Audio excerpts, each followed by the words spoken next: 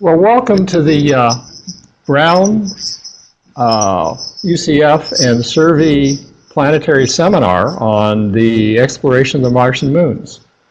We're lucky this time to have Dr. Joe Burns from Cornell University to talk about the origins of the Martian moons.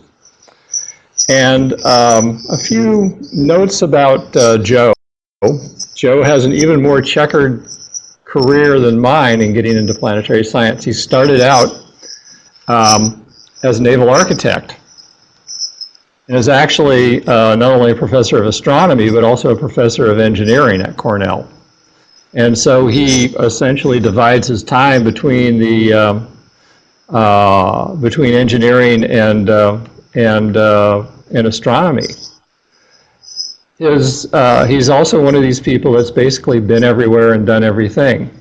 He's been a vice provost of physical sciences and engineering at Cornell, dean of the university faculty, has spent sabbaticals in NASA Ames, the Paris Observatory, Berkeley, Arizona, Santa Barbara, British Columbia, and Cambridge. He's edited Planetary Satellites book, and is on Science's board of reviewing editors. So I don't see how he does all this and still maintains what is an excellent research program. But there you are. He's writing the undergraduate the undergraduate book for celestial mechanics, and has a very popular show on Cassini images that have been exhibited across 10 cities and also the Air and Space Museum. What we're going to do, as like the other seminars, is that Joe will be delivering his lecture. I will be moderating, and we encourage the audience to ask questions and make comments in the chat box as we go.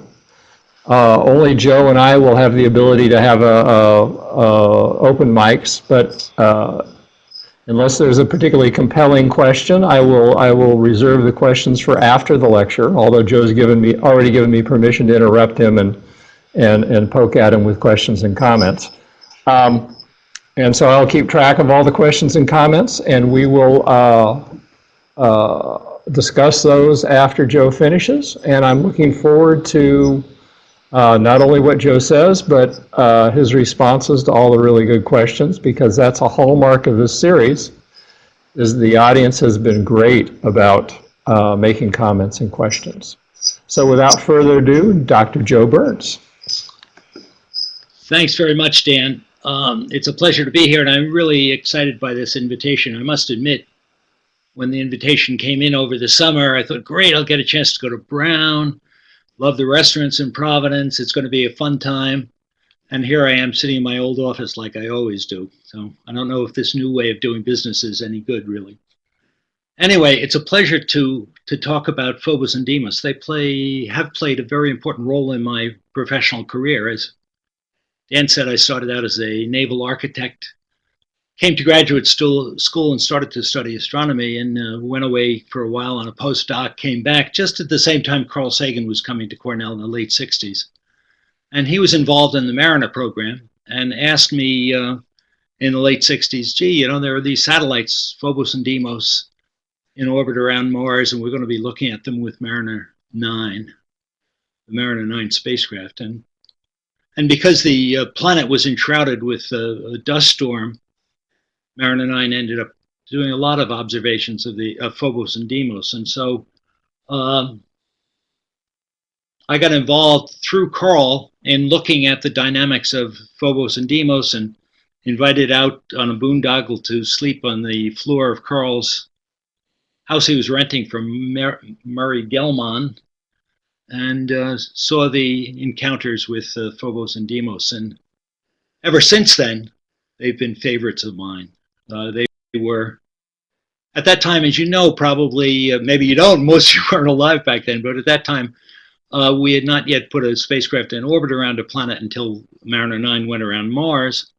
And so the Phobos and Deimos were the first spacecraft to be, or the first satellites to be seen And they were remarkably unusual objects, and they sort of presaged the future of how fascinating planetary satellites are and how unexpected the properties are. And so for that reason, I have a warm spot in my heart about Phobos and Deimos. I think probably I was invited to go to this, present something here, because 25 years ago when the Mars book was put out, I was asked to write a review on the possible schemes of origin for Phobos and Deimos. And here's a little summary of what we knew back then. It also turns out to be a summary of much of what the first few lectures in this series have said. You know, the surfaces of these two bodies are cratered. They're very low albedo objects, you know, a few percent reflectivity, and there are no strong spectral absorptions at all. Densities we now know, they were suspected, but we now know that are very low for the bodies. That suggests that maybe they originated in a low gravity environment. Maybe that's in deep space, but then again, maybe it's just in orbit as part of a cloud surrounding Mars. In either case, an interesting source of for their origin. And we even knew back in the early 70s, or it was suspected that the orbits of Phobos, the orbit of Phobos was evolving. We could see the position accelerating as it moved around in orbit. And that was even suggested back in 1945, although there was insufficient evidence really to be sure that that was true. So the question arose back then, again, 1992, when the Mars book came out, is it possible that Phobos and Deimos might be captured objects and now be evolving under tides?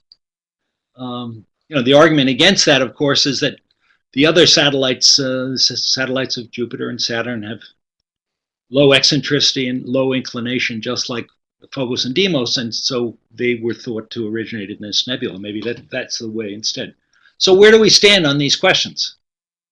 And my bottom line would be right now that we stand almost exactly where we were 25 years ago. We've got better evidence, but the evidence that we have conclusively shows that it's inconclusive. So, you know, we know that the surface features could be formed far out in the asteroid belt, or maybe are just objects that have been in orbit around Mars and or have suffered space weathering. So I thought what I would like to do in this is supplement the stuff you've learned from Nico and Andy and Sasha already about how the surfaces look like they've been in orbit around Mars for a long time. But look at some of the dynamics. And I want to look at dynamics and the orbital evolution of these objects in a very elementary way. I mean, my experience has been, maybe it's just because I'm getting old and slow in the brain, but my experience has been that I only remember things that are simple. So I'm going to just tell you some simple things about these objects and about the way they evolve, in the hopes that you'll remember those through the end of your careers, or at least through the end of this seminar series. So here's a table which I just copied from my chapter in the Mars book, but you know, I'm 25 years old, but you know, it's pretty close to being accurate today. You could look like in the special issue of Planetary and Space Science that talked about the Mars Express results, and you'll see numbers that look much like that, like this. The thing that's interesting to me in here, anyway, is if you look and you're down here and look at these orbital locations of the innermost satellite and the outermost satellite, Phobos is in very, very close, and the synchronous orbit position, the orbit at which a satellite would move at the same angular speed as the planet rotates, is out at about 6 radii. So Phobos is well within the synchronous orbit position. Deimos is a little bit outside the synchronous orbit position. And as I said in my introductory remarks, you can see that the eccentricity of Phobos, and then of even more so of Deimos, very small, almost circular orbits. Orbital inclination, that is the angle above the equatorial plane, very, very small in both cases as well. It sure looks like these things didn't come in on highly elongated orbits or highly tilted orbits. At least that's the suggestion from what their orbits look like today. And I have just put down here the known densities of the two satellites, Phobos from the Phobos mission, pretty closely, and the density of Deimos from Mars Express. Anyway, very low. So let's see what else we have here. So even way back when, before there were bizarre claims for what might possibly have caused the satellites to have evolving orbits, tides were brought into the picture. And so let me remind you, and again, very simple way, something about tides, because they play an important tale in our picture here. And these are sketches that probably many of you recognize coming out of a freshman astronomy book. That's how simple this is going to be. And I just remind you that tides are differential gravitational forces. In the case of the Earth-Moon system, we have here, the moon, which could be either Phobos, Deimos for our case, or Mars here. These forces are largest in closest to wherever the moon is. The tug from the moon is largest on the inner part, a little bit less further out, and that difference in the force on these objects, on this object, accounts for the stretching that occurs in the body itself. And I remind you, even those of you who live on Narragansett Bay or whatever, we have solid body tides, not only ocean tides in the Earth. And on a place like Mars, it's really only the solid body tides that really are the things that are important. And just a point to remember, we're looking at the difference between a gravitational force on the two sides of the planet. And so we're really dealing with a differential force.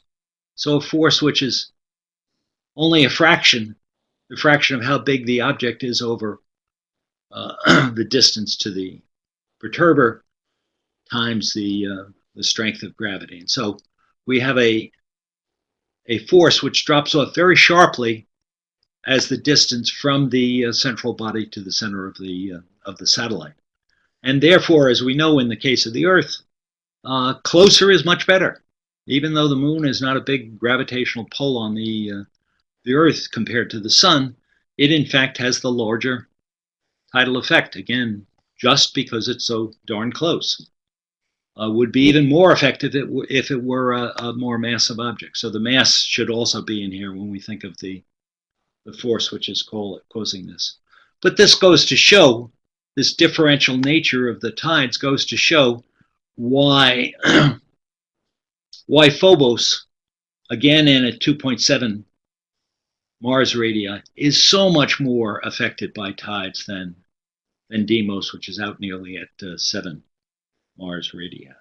So tides are real important for Phobos, not so important for Deimos. Remember, as I say, it's the difference in local gravity relative to that needed for these objects to orbit one another. So it's these tidal differential tidal forces compared to the centripetal acceleration that both of these bodies have around their center of mass. It's that determines the actual distortion, and that's sort of hinted at in this sketch at the lower right, where you get a distortion on both sides of the planet and a distortion on both sides of the satellite due to the presence of the opposite of the other body. Okay, so let's see.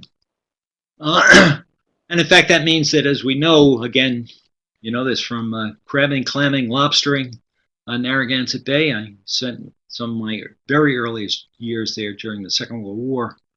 You know that the tide, the oceanic tide, and of course the solid body tide as well, in the case of the Earth, operates at half the spin period of the Earth. So a 12-hour period, because this bulge moves around, or rather the Earth moves under the bulge, I should say.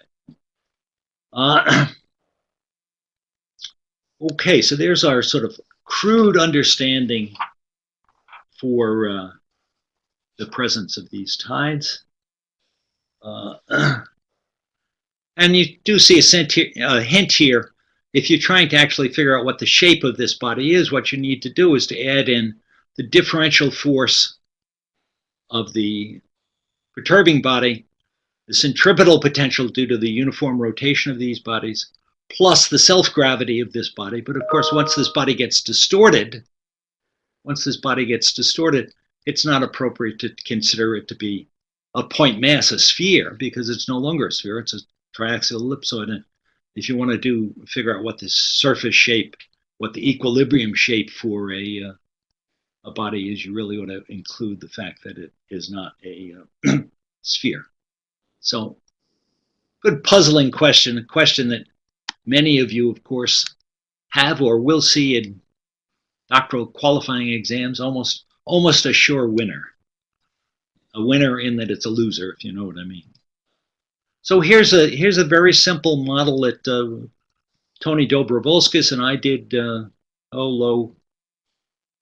40 years ago, 35 years ago, to look at what is the expected shape of the equipotential surfaces in the vicinity of Phobos. And so all we did once more is we put in the point mass effect of Mars coming out here. We put in a gravitational potential due to a triaxial Phobos based on this measured shape according to Mariner 9, and then we put in a centripetal potential as well. And the end result of that gives surface equilibria shapes that look like this ellipsoidal hole. And lo and behold, Phobos sits almost right in the midst of that ellipsoidal shape. And in fact, part of Phobos' surface is sticking outside. That is to say that if you were to push material off the surface, it would drift. It could drift without changing its equilibrium energy anyway. It could drift very readily off to the side. Not so true at the tips. Not so true at the tips of Phobos. Objects will go up and fall back down. At any rate, if I ask what is the tidal strain produced by these forces, we've written down here just a summary of that. It's the same sort of thing we talked about in the first one of the early slides, namely it's driven by a differential force.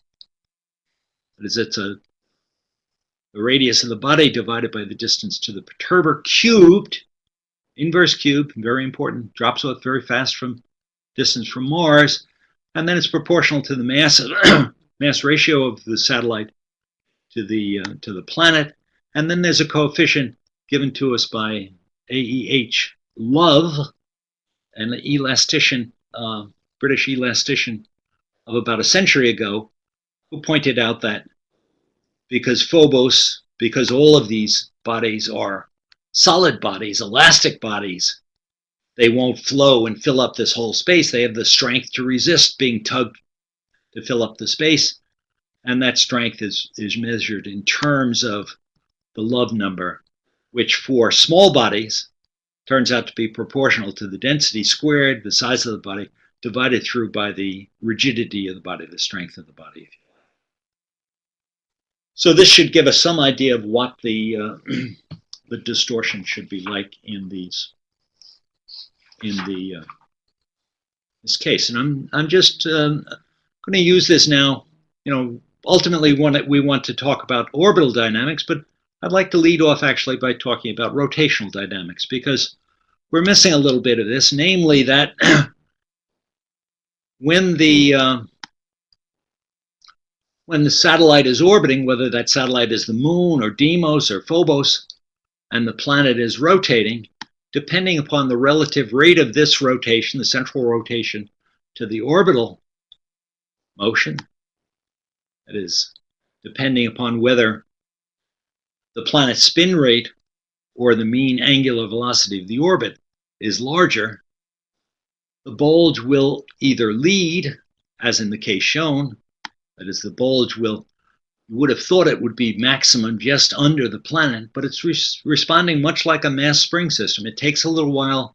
It doesn't give its maximum displacement after it gets the maximum force, but a little bit later in time, and a little bit later in time for this tidally distorted body means that the tidal bulge runs forward compared to being directly under the moon that has introduced that.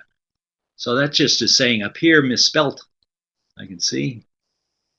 Planet doesn't respond instantaneously. The maximum distortion occurs a little bit after the maximum force, and the tidal bulge either leads or trails depending upon which is faster, whether it's the rotation or the moon's motion. In the case of something like Deimos or our moon, the rotation rate, say in the case of our Earth, is 24 hours. The moon, of course, is coming around once a month, so that you get a leading bulge in the case of the Earth or for Deimos. And they're, depending upon the energy loss in the central body, this angle will be determined. For simple, just a tidal lag type thing, you can write the sine of that angle is equal to 1 over q, where q is this quality factor. That is how much energy is lost per cycle over an oscillatory motion. And for typical rocks, those numbers, and this is known in the case of Mars and Phobos, those numbers turn out to be 100, roughly 100. I think 86 is the preferred number right now.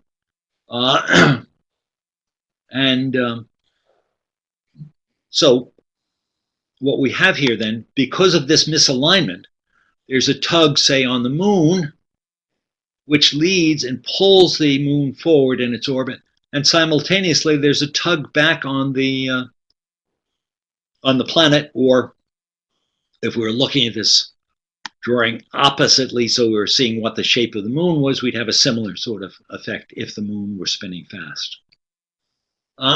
So there's now a torque trying to slow down the Earth's rotation due to the moon, and that same torque pulls the orbit forward, which with, of course, these two torques canceling out one another. And any angular momentum which is lost by the Earth's spin is picked up by the moon's orbit in just a perfect way, so that we have a nice balance. In the case of the Phobos and Deimos, because their masses are so small, there's very little transfer of angular momentum from the moon to the planet spin, and essentially Mars just keeps trucking along its happy 25-hour rotational period in this case. So we can sort of see, and then I was just trying to show these effects of tidal effects in the case of rotation, rather than starting off with orbital motions, which are a little bit more complicated. So keep in mind, we've got these two cases in our system. Remember, Phobos is within the synchronous orbit, so its orbit, then the satellite's orbit, is moving faster than the planet. It's got an orbital period of about 7 hours and 35 minutes or something like that, compared to the planet's 25-hour spin period. And so what that means is that the bulge lags behind the orbital position, saying that the tug of the bulge back on the satellite is to slow down the satellite. And again, you get this, weird orbital stuff that goes on. As I slow it down, of course, that drops the orbit in closer, and what in fact happens is this orbit moves faster. I don't know, what is that, Olber's paradox or something like that. And simultaneously, but pretty ineffectually, Mars's rotation is pulled forward by this interaction. The opposite is true in the case of Deimos, just because it's moving more slowly, orbital period about 30 hours or so, compared to the 25-hour period of Mars, so that it has the same situation here as Earth's moon does. Namely, it gets tugged forward. It's, again, tugs back on Mars, but very ineffectually because of its small mass and great distance. And this tugging forward of Deimos causes the orbit to evolve, get a little bit bigger and evolve outward, but very, very little. Even in the case of the moon, where the forces are much larger than our moon, that is, than in the case of Deimos. This evolution is only a few centimeters per year. So let's see, to put some numbers on this, we can get the tidal distortion of Phobos. Remember, it's going to be proportional to K2. This was just the strain that we had found before. We're going to multiply it by a length. And it turns out, because of K2 is substantially less than 1 here, because K2 is substantially less than 1, the tidal distortion of Phobos, if it's an elastic body, it's only 10 meters or something like that. It's still pretty substantial. I mean, if that were a oceanic tide, you wouldn't send your kids down to the beach all the time, you know. The tides are going up and down 35 feet. And you can then compute the orbital evolution. You can compute the rotational slowing using the same sort of expression. It's going to look like this. Again, K2 in there. But it's also got a Q in the denominator because it depends, the rotational slowing will depend upon, you know, what the out of alignment is. If I go back to this, how far out of alignment is this back here, and that's given by 1 over Q. So we have an expression then, general expression for the rotational slowing time. It looks like this. If I plug in all the pretty well-known numbers, the time to tidally despin Phobos, that is, if we came upon Phobos, it was spinning much faster than it is right now, say,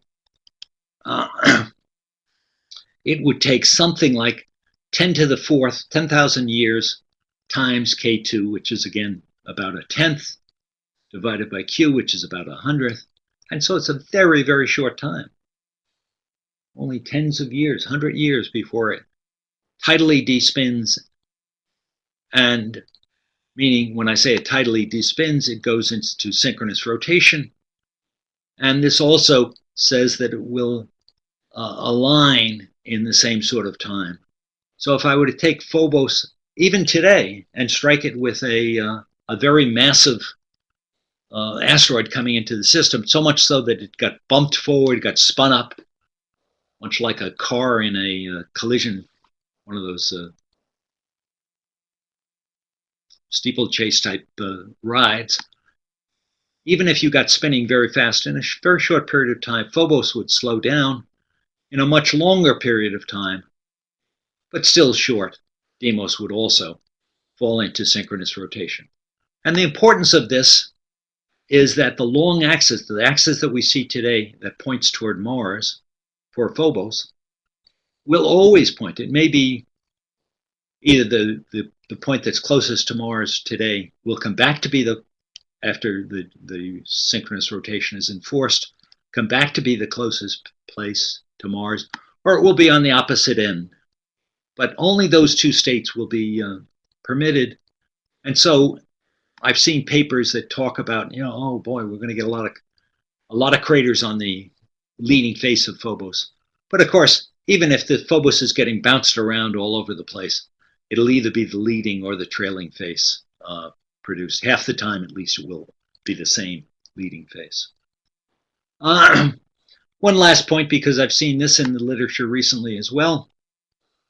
It turns out that there's a libration, that is a rocking back and forth of Phobos, that's partly produced by just the fact that its orbit is not perfectly circular. Remember, it's got that eccentricity of 0.02 roughly, 0.015, something like that. That means it speeds up a little bit, slows down a little bit, and yet it spins at a constant rate. So there's an optical libration, if you like, of about a degree or so due to the satellite's eccentric orbit alone. But elongated satellites have a natural frequency which is proportional to the difference in their moments of inertia in the orbit plane and the axial moment of inertia times the mean motion. So that if this ratio is is large enough, it will turn out that the natural frequency at which the body wants to librate, this is what a gravitational gradient satellite librates at, will match very closely the optical libration, have the same sort of frequency. And what that means is that you can get resonance effects depending upon what the moments of inertia of the central body, the satellite, are. And there have been estimates of this going back actually to this paper I wrote, again, just trying to review what we knew about dynamics. At that point, I realized, holy moly, you might have a large forced libration. And if you could only measure that, you could figure out what B minus A over C is. You'd have an opportunity to actually measure the interior properties of this little moon. Wow, how cool would that be? So I gave some estimates back then, very widely varying. One is essentially the optical libration, but you might have some forced resonant feature.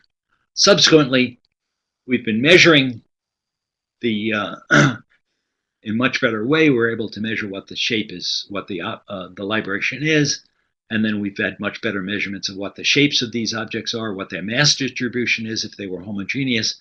And what we see here remarkably is that as we've learned more and more, we've gotten better estimates of the shape, and that means that we're further and further from a resonant configuration.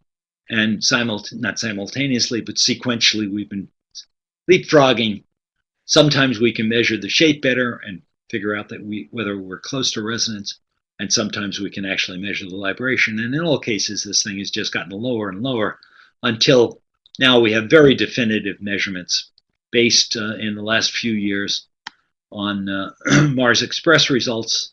So these are results that come from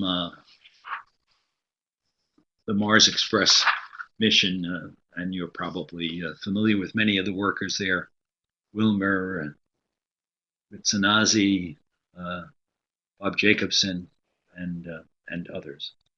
At any rate, it turns out that the forced libration is essentially very small, meaning that you're far from the resonance, and meaning that the interior of Phobos is quite close to the that for a homogeneous uniform body, and not close to resonance.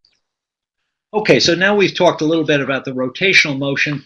Let's go on and talk a bit about the other aspect of this, the one we're really interested in, now that we have a better understanding of the way that tides work and so forth, and how they can produce torques on solid bodies that are in rotation. Let's talk about what they do to the orbits.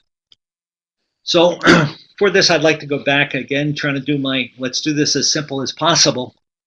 Let's look at how orbits evolve, and I refer you to a paper that was published many years ago by an old gentleman in the American Journal of Physics, trying to derive the orbital equations of motion for orbits. And what we did back then was to compute the kinetic energy of an orbit, that is, just take the velocities, the components of the velocity, square them, add them to the potential energy of a point mass. Again, that's the potential energy in which the body sits, the orbit sits, add those up, and lo and behold, everything cancels out very nicely, so that the sum of those two add up to just be Newton's gravity times the mass of the central body divided through by 2 times the size of the orbit, the semi-major axis of the orbit. So this is just a direct connection between, and this is the interesting thing to me, a direct connection between this negative energy and the orbit size and the energy in the orbit. So if I change the energy of the orbit, I make the energy higher, more negative if you like, then what that means is that A has to get smaller.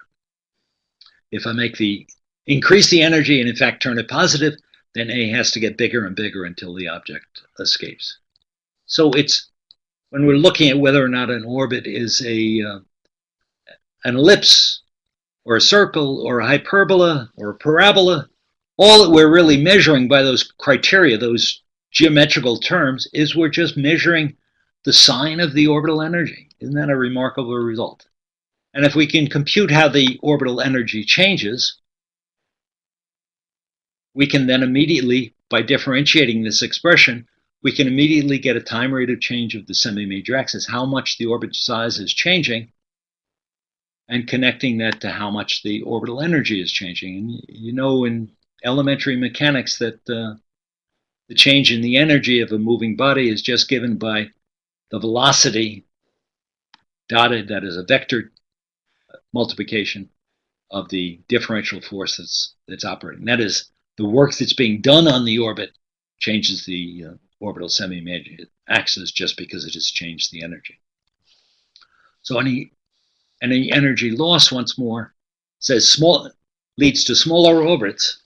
And this is this strange behavior of orbits, namely, if I slow something down, so I'm causing energy loss, that means the orbit drops into a lower semi-major axis, it moves faster, and so it actually causes an orbital speed up, but it's still an energy which is more negative, if you like. And associated with that is that since the velocity along an orbital path is always in the orbital plane, that is, it's either radial or tangential to the orbit, not out of the orbital plane. That's what defines the orbital plane, is the direction of the velocity vector. But the counterpart to that is that only forces that occur in the orbit plane, those in the direction of the velocity, can affect the size of the orbit. And anytime I have energy loss, I've said this already, whether that's caused by atmospheric drag, if I come in and I bang into something that slows me down, that automatically causes energy loss. It automatically leads to a smaller orbit. And that, of course, is what happens if I have something like a meteoroid coming into the Earth's atmosphere.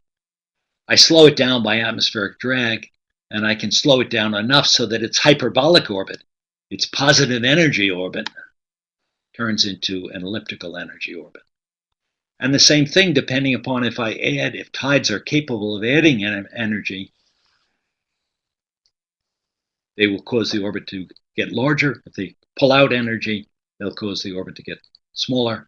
And even radiation forces can be viewed in this way. Poynting-Robertson drag can be viewed as changing the orbital momentum, the orbital energy, and causing orbital collapse. You can do the same thing and connect the orbital angular momentum, a very simple expression. All you're doing is, again, like here, multiplying out angular momentum, it's the distance to the orbit times the tangential velocity. You can show that that combination, the angular momentum, is merely a measure then of the orbit size, that is of the orbital energy, and the orbital eccentricity. So if I invert this, use this, represent the A by E as up here, I can get an expression then for the eccentricity in terms of the angular momentum of an orbit and the energy of that orbit. And so that then allows me, if I want to know how the energy, the eccentricity changes, the shape, the elongation of that orbit, the amount out of around the orbit is, the eccentricity. I can get that by just differentiating that expression. And the derivative of the eccentricity then involves changes with the angular momentum and changes with the orbital energy. And by looking at these two terms, you can show that orbits will circularize anytime if you've got an angular momentum which isn't changed, and this is true for tides that occur in the satellite. Since that energy is being lost, that much must lead then to a loss in the eccentricity. So orbits will circularize under satellite tides. And once more, the same thing, I can only use forces in the orbit plane to change the orbital energy. So these are just some of the things you ought to keep in mind when you start to think about how do orbits evolve under the action of tides. What is the likelihood of tides causing these things to change their shape and size? What's the likelihood of atmospheric drag? So we can use our expression for what the tidal torque is, right? I mean, that's telling us how big that bulge is. It depends upon the Love number and the lag angle, which is 1 over q, is the sine of that angle. So you can get a very simple expression for the change in the semi-major axis that depends on this simple expression, depends only on, as you see here, only upon the semi-major axis of the orbit and on the interior structure, how strong the interior is. And you see that it drops off extraordinarily fast with orbital semi-major axis. So once more, Phobos, if it is known to be moving, was known to be moving, as I say, even, not correctly, but nonetheless, known to be moving, even 70 years ago, Deimos is going to be much, much less. You can then turn this A into a change in the mean motion, that is, how much does the orbit accelerate, and get a orbital history. Looking forward into the future, what does the semi-major axis look like in the future at time t, if you know how fast the object is moving orbitally now and how fast it is accelerating.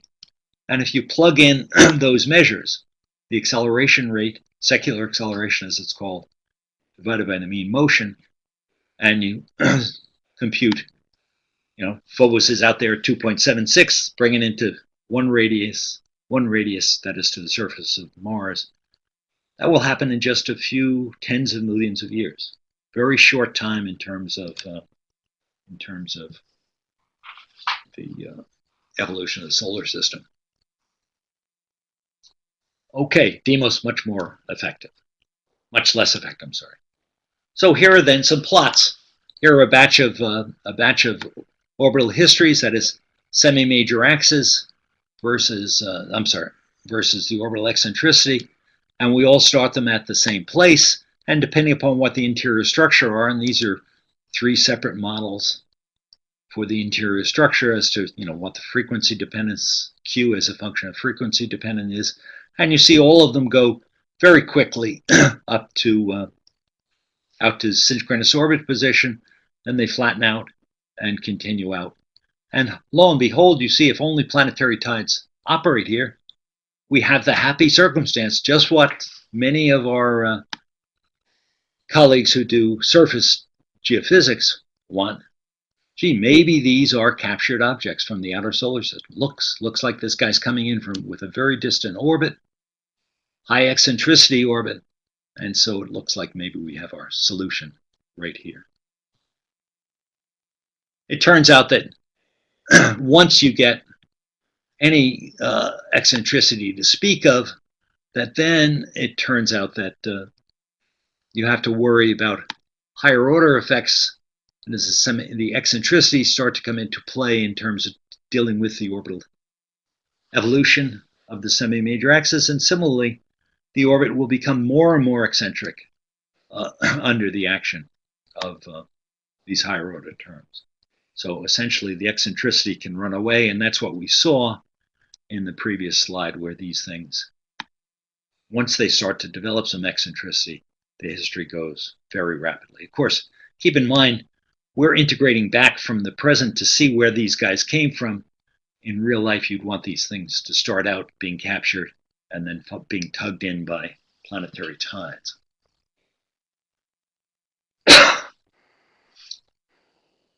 So that's just to say that if we start to include satellite tides, remember those are tides that will cause energy to be lost from the orbit, but the angular momentum to not change. So what they do is they account for the orbits being less eccentric in the past, because some of the eccentricity has been taken up by the action of these satellite tides. Okay, I'm used to having questions, but we'll get them at the end. Got to slow this guy down. You'll see the time tags here are billions of years, and not much happens for the case of Deimos. Again, it's so far out, not very much occurs. But it too shows the same thing that you might wish if you were a captured object. It looks like you could produce relatively circular orbits in close to where Phobos and Deimos are located. Now that sounds very helpful in terms of if you're a big capture fan, but it turns out that you can rule out high eccentricity orbits for the two satellites just from first principles, because once you get to those high eccentricities, once Deimos gets up to that or Phobos gets up even higher, then the orbits start to interlace one another, right? They overlap one another, and they're pretty, they're 10 kilometers across. They're pretty sizable targets. So it doesn't take too many mutual orbital passes, and collisions will occur, and the objects will be broken apart. And this was pointed out, more than 30 years ago. So still is a very strong argument for why the orbits could not have been eccentric. How do we explain their eccentricity then? Well, we can explain it because if we look at, say, Phobos's orbit, as it evolved in, so it came in from some higher position, maybe it was in here, it turns out that it suffers a couple of kicks. And Doug Hamilton at the University of Maryland has studied this, although I, like Doug often, he hasn't necessarily published it. It suffers a kick as it comes in. It gets into a resonance, that is, the satellite orbit has a period which is exactly 1/2 the spin period of Mars, and so Mars kicks it in the same way every half an orbit, and that can account for an eccentricity. That eccentricity that was induced by this resonance decays under the action of the satellite tides. It runs into another resonance, this one now driven by the precession rate of the orbit relative to a Mars year. So this is a 2-to-1 solar evection resonance, again causes a jump. And then there's a 3-to-1 spin orbit resonance, much like this 2-to-1. So that is to say that the orbital eccentricity, 0.015 that we have today, which may have led us to believe that this thing was on a high eccentricity in the past, is in fact a figment of dynamics. I don't know, not a figment, not a bad speech pattern, but anyway, it's actually induced by something which has noticeable causes, but our dynamical evolutions that we're coming up to, we're being misled in those dynamical evolutions because the eccentricity that the object has probably were induced by these various resonances as it moved in closer. We haven't said anything about the orbital inclination, and that plays a very important role as well in our ability to discriminate about whether or not the satellites, especially Phobos, might have been a captured object. Just like the orbital eccentricity and the orbital size depend upon two components of the angular momentum and the energy, it turns out that the orbit tilt, that is, an orbit's inclination, its tilt to, say, the equatorial axis or to the orbit plane of the planet, depend only on the orientation of the angular momentum vector. Remember, that's perpendicular to the orbit plane. And so if I want to change that direction, I need to put a moment on that angular momentum vector. And the only type of moment that will produce an appropriate reorientation will be caused by forces which are normal to the orbit plane. So tides don't do a great job in changing the orbital inclination. And gas drag forces also don't do very much to the orbital plane, at least the ones that are in the orbit plane don't do anything, but they will eventually, over the course of time, gas drag will force the body's orbit to adopt that on the medium.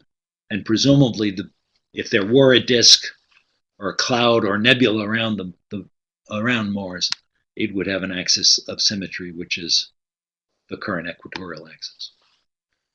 There's another relevant process here, one discovered by Peter Goldreich low 50 years ago when he was a postdoc at Cambridge after he graduated from Cornell. And he showed that if the orbit evolves very slowly, say inward, it will always keep a constant angle relative to the mean orbit plane. This mean Laplace plane is a nice structure. Distant orbits can be shown as something out, say, in the case of Mars, out at 30 or 40 planetary radii, will precess around the planet's heliocentric orbit plane. So tilted at 25 degrees or whatever it is relative to the spin axis of Mars. But as this object evolves inward, say under tides, for example, it will switch. It will keep that same inclination, what it is, whatever it started out with, it'll keep that same inclination and eventually have it when it precesses in close around the equatorial plane. And thus, he showed that as long as these precession rates, which are just a few years, are short compared to the axial precession, that is the thing that causes a change in the equinoxes, or the chaotic obliquity oscillations of Mars, that the moon will always keep whatever angle it has relative to the Laplace plane. Now keep in mind, another simple idea that I want you to come away with here.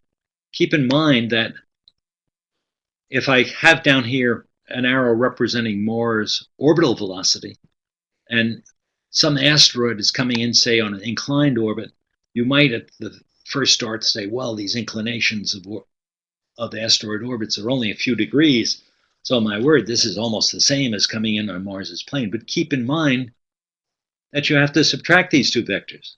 So what matters is the relative velocity vector compared to Mars. And in point of fact, these angles can be very, very substantial. And we have a nice little example of this in the night sky these days. Keep in mind that here in these fall months, we have lots of meteor streams that come in. Here are some of the most prominent ones noted. And anybody who does any observational astronomy will know that these don't arrive on the planet's equator. They don't arrive in the orbital plane of the Earth. They come in at all sorts of angles. And the same thing will be true of any captured body in the case of capturing asteroids. And here's a plot of that. Again, going back quite a while, a lot of orbital evolution calculations carried out in the late 70s and the early 80s. There are a couple of French groups, also work done by Zetto in Australia and Kurt Lambeck in Australia. They all find the same sort of thing, that these are just plots for different amounts. This is no satellite dissipation. This is some satellite dissipation, quite a bit actually. If you start out here at a low inclination, over the course of time as you evolve, you'll stay with that same inclination relative to the Laplace plane. In the one case, it's tilted at 25 degrees compared to the equator plane. It's just, again, the Mars's orbital plane compared to its equator plane. And then if it's got low angles relative to that Laplace plane, it will come in relative to the equator again at very low angles. And yet, as we saw way back at the beginning of this talk, the inclinations, and here are more of those same sorts of things, the inclinations, so these are the same plots we saw before, but now I've included, from Zetto, but also others have done the same thing, included their inclination histories going back with these tidal models. And what you find is that the orbital inclinations, which are now a degree or a degree and a half, even in the distant past, for Phobos are very, very small, a degree or a degree and a half. And for Deimos, similarly, a few degrees, but almost in the lying in the equatorial plane forever on the capture as well. And keep in mind, if I think of the angular momentum vector, again being normal to the orbit plane, the angular momentum vector is almost pointing straight up at the pole. It's cutting out a very small portion of the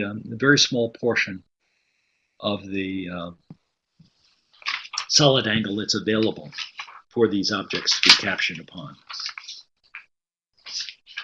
So let me just see. The bottom line then, I would claim, is that even if I have atmospheric drag, and I just have a couple of very simple slides here, these are plots of orbital histories of captured objects in orbit around Jupiter.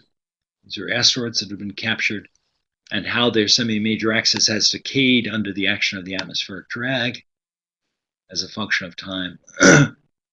What you find is that in order to slow down an object by passing through a gaseous cloud, that slowdown from the initial velocity is an exponential decay, and the exponential decay depends on a measure of the amount of mass that you pass through compared to your own mass. So that if you want to do a substantial job of slowing down an orbit, you have to pass through, in the disk, you have to pass through a lot of mass. Okay, so you can capture very quickly in a single pass, but remember, you've got to slow down from something like 10 kilometers a second to 5 kilometers a second. So you need to move through a very dense disk. And if you do capture effectively, the orbit will evolve very quickly too. So before you know it, you will no longer be in orbit. You'll be sitting on the surface of Mars. And this goes back to work that Jim Pollock and I did back, again, 35 years ago. Lo and behold.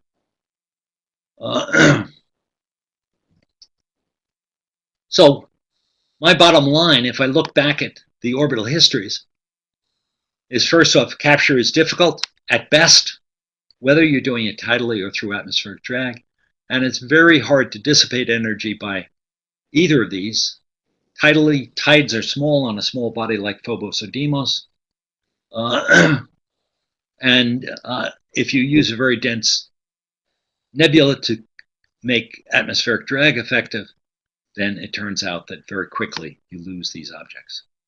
So I would say that it appears to me as though tidal scenarios suggest that both Martian moons form closer to synchronous orbit, and that's where one ought to start out looking for solutions. And I refer you to next week's talk by Robin Cunnop, who's looking for ways from disks you can grow Martian moons, and you'll end up with moons that have low eccentricity and low inclination. It's interesting. Let me just, as a final note here, before we hang up, I thought it might be interesting to go back and say, you know, I wrote an article back in the Mars book, 1992, and interestingly, I went back to say, well, I remember what the reviewers said about that paper. And the reviewers were very distinguished individuals. Stan Peele was a dynamicist. Tony Dobrovolskis was another dynamicist. And then there were two people who did more atmospheric stuff, or Don Hunton, who had written a paper on atmospheric capture. And then two of our organizers today, Dan Britt and Scott Murchie. I got a letter from them. 25 years old. It's probably worth a lot of money now with their signatures. And interestingly, what Stan Peele, a well-known dynamicist, distinguished dynamicist, said in his review was, oh, you've done a nice job of balancing the possibility of capture on the basis of spectral evidence. But he said, Joe, you're a dynamicist. Go with your heart, because these other things are just full of garbage.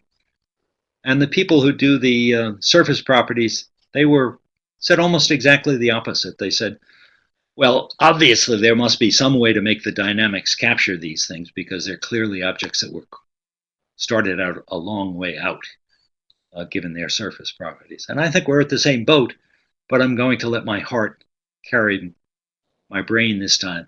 And I think that what we've got to do is form these objects in the disk, whether that disk itself is formed by a collision into a previous satellite, or into the planet. In either case, we're forming objects close to synchronous orbit, and then those objects are evolving apart. Thanks very much for your attention. Bye-bye. Okay, thank you very much, Joe. You're getting applause right now. Yeah, I think that's probably my kids, actually. And actually, I don't remember sending you that letter. I must have. How much is your signature? Say again? How much is your signature worth? Oh, about as much then as it is now. This is actual in ink, none of that electronic stuff. I'm shocked. Yeah, absolutely shocked. So that's the other part. In Stan Peels, he said, "I sent this to you by email, but I don't have any faith in electronics."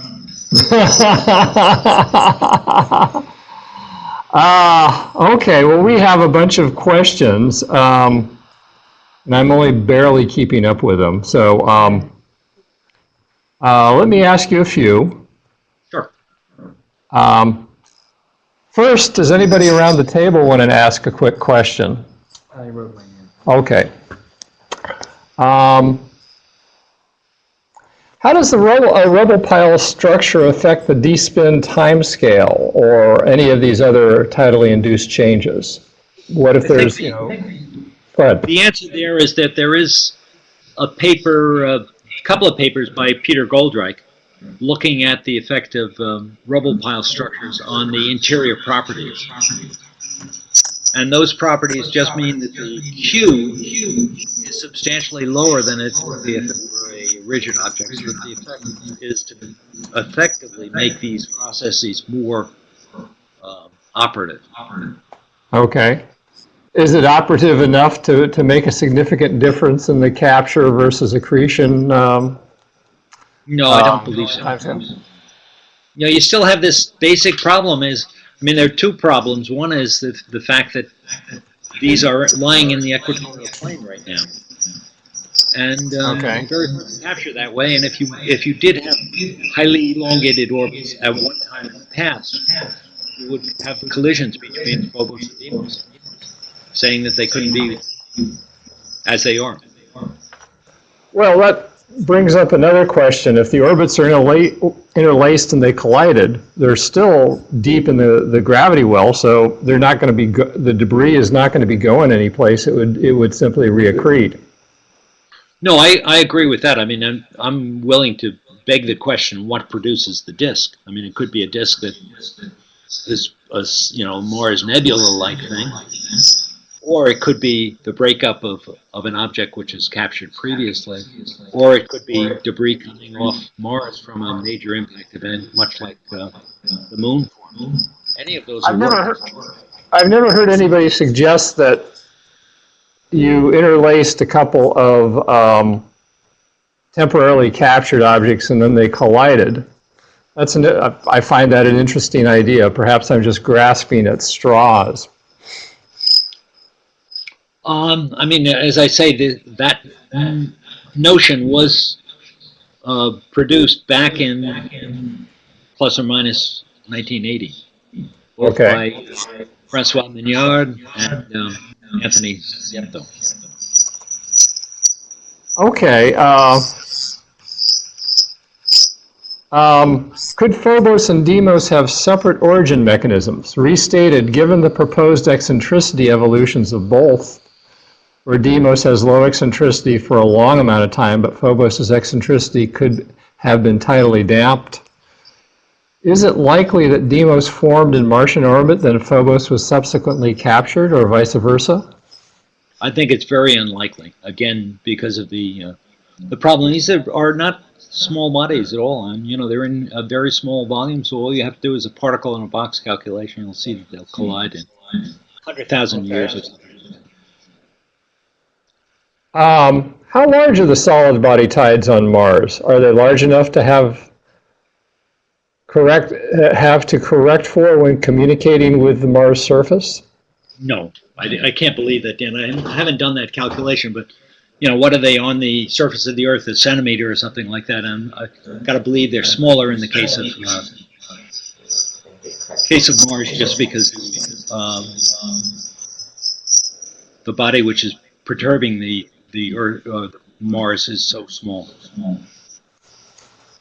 Okay. As tidal effects.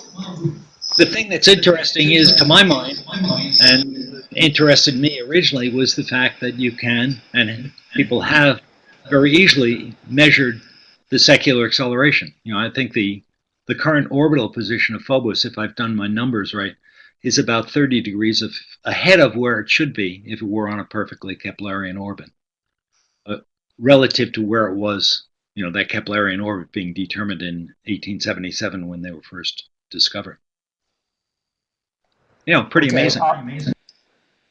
Yeah. You don't have to be a rocket scientist. But it helps. Indeed. That helps everywhere in life, that. Okay, another question. Has tidal effect been measured for the orbit of Deimos? If so, do you get a constant value of Q of Mars from orbital observations of Phobos and Deimos? No, the errors on the orbital motion of Deimos are too large to be able to say exactly what the evolution has been. It appears to be in the right direction, namely out from synchronous orbit, but still too small to be measured, as I understand. Somebody else in the audience may know that better than I. We'll see if anybody types that one in. What about capture with more dynamically hot planet embryos, like at earlier times, grand tack times, I guess? Will it change the capture and survival probability? I'm not sure what is meant by something that's hotter. I mean, if there's a denser nebula, it'll help. That's essentially what Don Hunton had proposed back in 1979, I think, and Sho Sasaki did at an LPI meeting 20 years ago. But I think in those cases you have a denser nebula around Mars, and then suddenly you call upon the usual mysterious solar wind or electromagnetic effect that's going to suddenly get rid of the pressure and allow that nebula to escape very rapidly, so that you capture with the nebula, but then you don't lose the object through subsequent evolution just because you get rid of the nebula real fast. Someone observed that for a long time meteorites from Mars were considered impossible. How is this case different? Well, I mean, the meteorites from Mars, I think, first, just to be a little bit philosophical, the fact that we have found meteorites from Mars sure changes your mind about how impossible things are. But I think we can understand, once you're able to get off the surface of Mars and escape from Mars, then there's no doubt that the meteorites will come to us. I think Brett Gladman and I, back in his PhD thesis here, showed that a few percent of the meteorites that leave Mars and escape from its gravity will land on the Earth. And our estimate was something like 40 kilograms of Mars comes to the Earth every year. And the whole game there is, again, once you get off, every time you come back to Mars, you get a little gravity push at that point, and that turns your orbit into an eccentric orbit. And you come in close to the Earth. Yeah, the hard part is getting off. But once you're able to do that, and we're able to think up some mechanisms for doing that, and it certainly helps to have an example in your hand of something that has to go from Mars, has to come from Mars, the old second principle of geology. If it has happened, it can happen. Yeah, I think that's a good point. I mean, it's once you see that these SNCC meteorites are from Mars, then it's a matter of how do you do it, not does it happen. And we have that also with the lunar meteorites, right? I mean, that still has an escape velocity of 2.5 kilometers a second. So true. Next question, how would you boost the periapsis of an aero-captured asteroid such that it doesn't continue to lose energy to the atmosphere on subsequent orbits and eventually deorbit? Would that preclude atmospheric braking as a capture method? You know, on all of these, on something like that, would of course, if you want to raise the pericenter, what you have to do is to do something at apocenter, so that if you can slow down the orbit a little bit at apocenter, that will raise up the pericenter, I think. Or speed it up, rather. Speed it up a little bit at pericenter. And maybe you can do that by another collision of some kind, or interaction with some passing body. But it sounds to me like the bottom line here is that we need a disk of debris in some fashion. Either you produce it. Go ahead. That's exactly what I conclude. I mean, I think the space program, by not being able to conclusively show that these objects are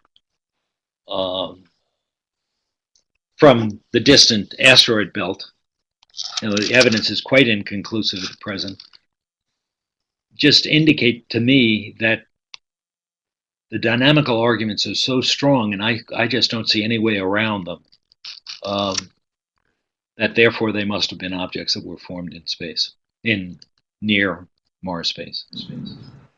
Well, but if they were interlaced orbits that collided, you could still bring them from the outer solar system, and that's certainly true. But I mean, even most people who worry about how do you capture the irregular asteroids have used this gas drag into the original nebula. But the more popular at present is a three-body interaction, which is the same sort of thing you're talking about. You need a collision within the Hill sphere.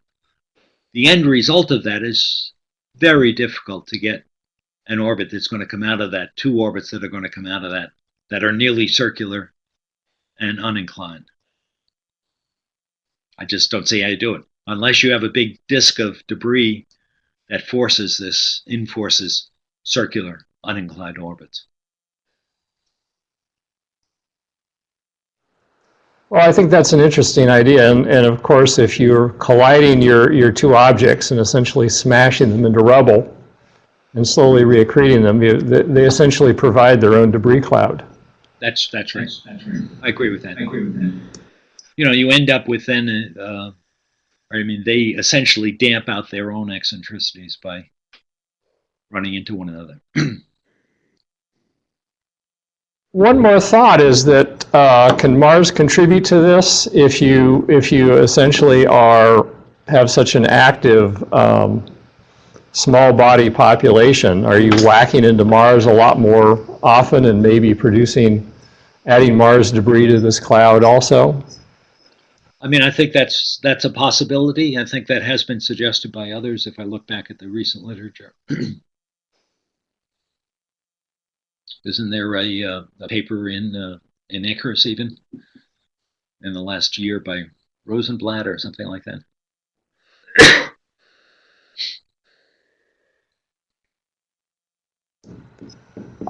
More questions from the audience?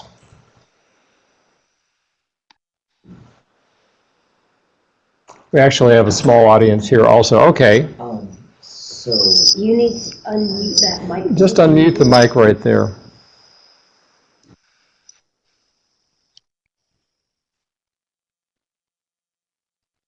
Okay. All right. Andy Rifkin said something about having maybe a small debris disk in the orbits of the Martian moons.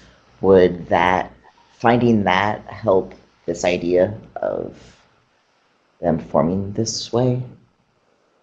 I think that the idea there is more that once you have the small satellites there, they will be impacted by micrometeorites, and the debris from that will form a cloud that's in the orbit of the satellites themselves. This goes back to an idea of Stephen Soter long time ago, and has been used to explain the rings of Jupiter and some of the rings that are seen in the Saturn system. There are small tubes of debris that surround Methone and Anthe and Pallene in the Saturn system, presumably formed in that way.